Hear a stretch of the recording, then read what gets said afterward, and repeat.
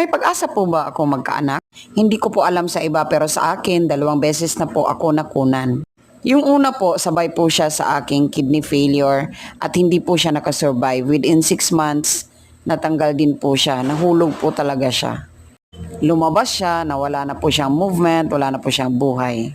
And the second one is 5 months po siya na hindi po siya nakasurvive.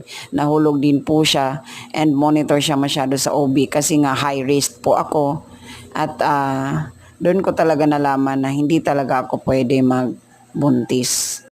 And it is very hard in my part, super grabe.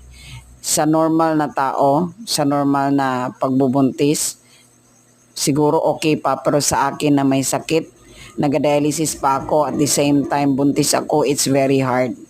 Kaya hindi na ako pwede mabuntis. Pero hindi ko pa rin alam ha, baka sa iba pwede.